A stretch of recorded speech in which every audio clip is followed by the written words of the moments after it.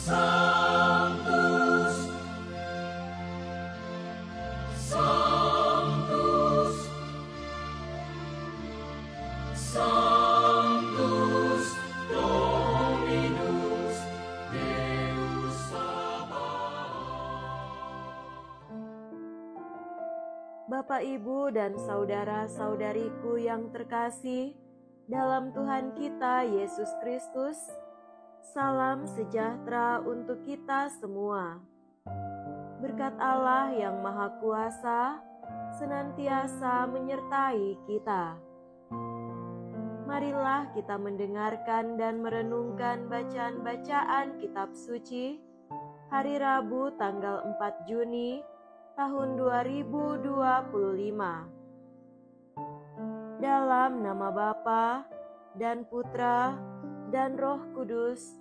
Amin.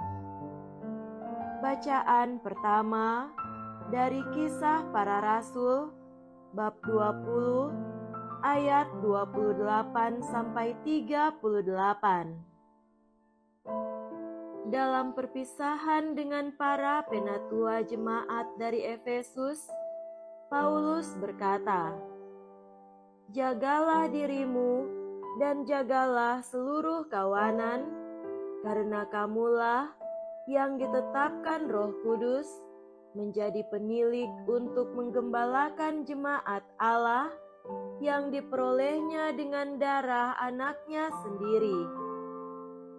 Aku tahu bahwa sesudah aku pergi, serigala-serigala yang ganas akan masuk ke tengah-tengah kamu dan tidak akan menyayangkan kawanan itu. Bahkan dari antara kamu sendiri akan muncul beberapa orang yang dengan ajaran palsu berusaha menarik murid-murid dari jalan yang benar supaya mengikut mereka. Sebab itu, berjaga-jagalah dan ingatlah bahwa aku 3 tahun lamanya, siang malam, dengan tiada henti-hentinya, menasehati kamu masing-masing dengan mencucurkan air mata.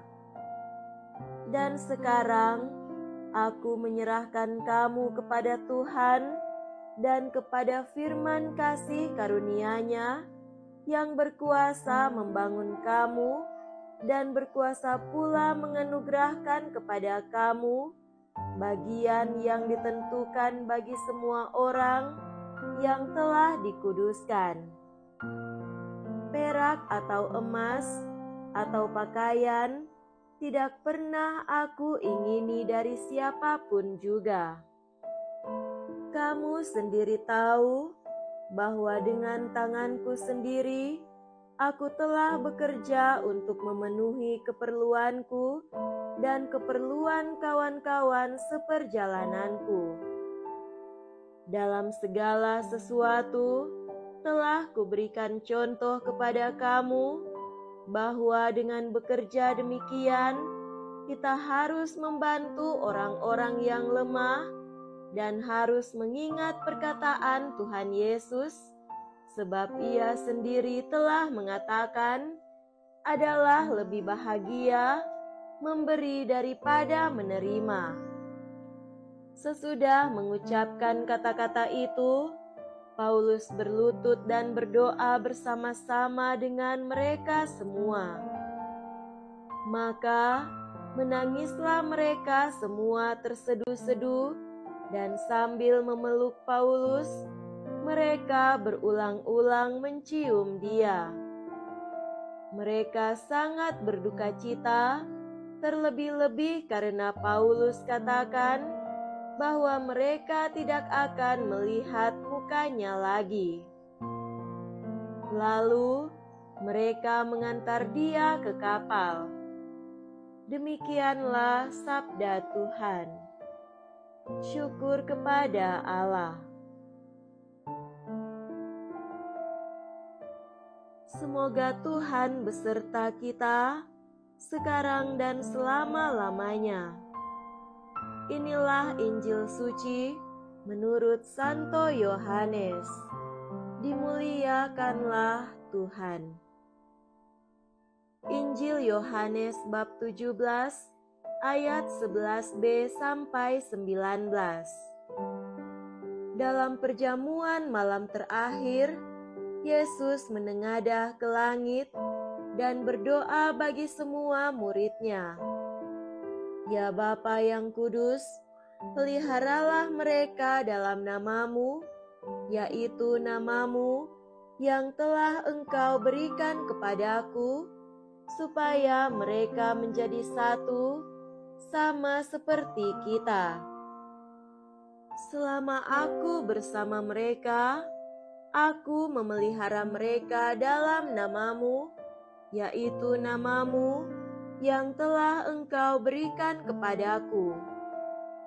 Aku telah menjaga mereka, dan tidak ada seorang pun dari mereka yang binasa, selain Dia yang telah ditentukan untuk binasa, supaya genaplah yang tertulis dalam kitab suci.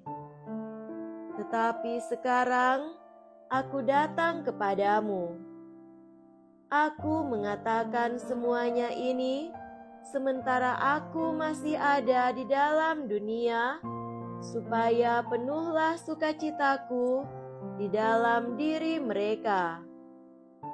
Aku telah memberikan firman-Mu kepada mereka, dan dunia membenci mereka, karena mereka bukan dari dunia, sama seperti aku bukan dari dunia. Aku tidak meminta supaya Engkau mengambil mereka dari dunia, tetapi supaya Engkau melindungi mereka dari yang jahat.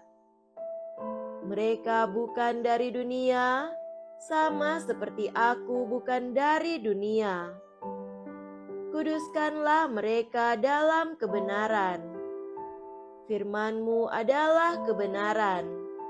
Sama seperti Engkau telah mengutus aku ke dalam dunia, demikian pula aku telah mengutus mereka ke dalam dunia. Dan aku menguduskan diriku bagi mereka, supaya mereka pun dikuduskan dalam kebenaran. Demikianlah sabda Tuhan. Terpujilah Kristus. Saudara-saudariku yang terkasih dalam Tuhan kita Yesus Kristus, tema renungan kita pada hari ini adalah hidup dan melayani dalam semangat doa. Setiap orang dalam melakukan sesuatu membutuhkan spirit atau semangat dasar untuk menjamin agar sesuatu itu dilaksanakan sampai tuntas. Salah satu sumber kekuatan yang amat dahsyat adalah doa. Saya berani bersaksi bahwa kekuatan doa itu telah banyak menunjukkan mujizat dalam hidup dan karya banyak orang. Doa adalah kekuatan spiritual yang mendekatkan kita dengan Tuhan dan merasakan keagungan dan campur tangan Tuhan yang nyata. Dalam doa, kita merasakan adanya ruang khusus bersama Tuhan.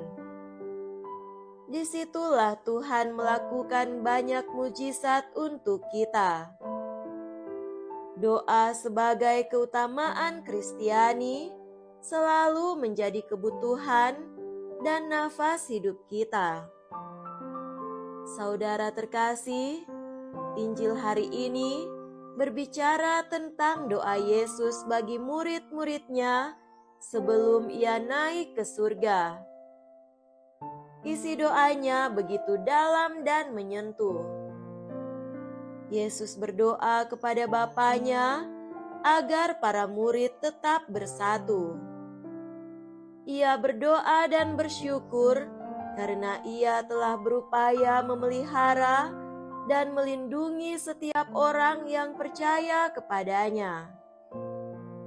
Yesus berdoa supaya dalam diri para murid ada sukacita, agar para murid dilindungi dari segala kejahatan, agar mereka dikuduskan dalam perjalanan hidup.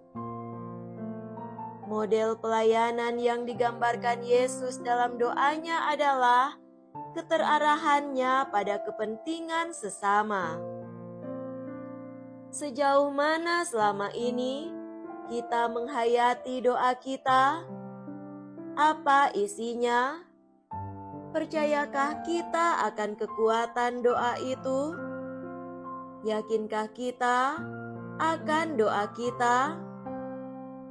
Apakah ada ketekunan, ketelitian, dan semangat penuh pengorbanan yang akhirnya membangun kepekaan terhadap kebutuhan sesama?